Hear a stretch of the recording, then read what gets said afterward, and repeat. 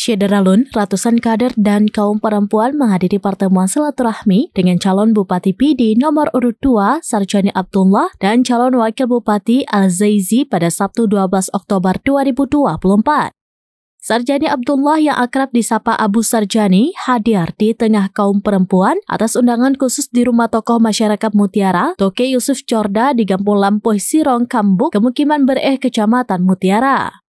Begitu Abu Sarjani tiba sekitar pukul 21 waktu Indonesia bagian Barat, kaum perempuan di sana langsung menyapa dan bersalaman, tak ayal ada juga yang berebut meminta foto bersama.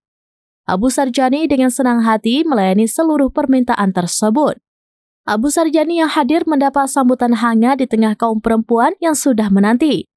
Di sana diisi sambutan dan saling berdialog untuk mengurai sejumlah program bagi calon nomor urut 2 ini yang sering disebut saja yaitu Sarjani Abdullah dan Al-Zaizi.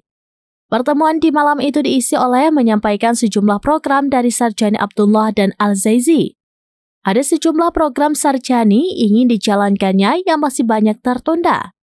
Salah satunya melanjutkan pembangunan Masjid Al-Falah Sikli yang belum selesai.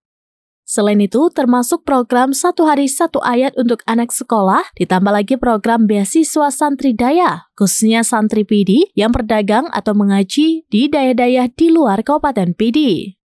Mahfudin Ismail sebagai Ketua Umum Pemenangan Abu Sarjani Al-Zaizi dengan senang hati ketika mendapatkan kabar dari Koordinator Kecamatan Mutiara bahwa ada tokoh masyarakat setempat yang rela hati dan ikhlas menyediakan rumahnya sebagai tempat silaturahmi dan tatap muka dengan masyarakat dengan segala fasilitas lainnya yang beliau sediakan. Ini menjadi pertanda ternyata masyarakat PD masih merindukan kepemimpinan Abu Sarjani untuk kembali memimpin PD. Ini menjadi contoh nyata bahwa Abu Sarjani Al-Zaizi masih sangat memikir hati masyarakat PD. Dari PD, Nurnihayati, Surambines.com.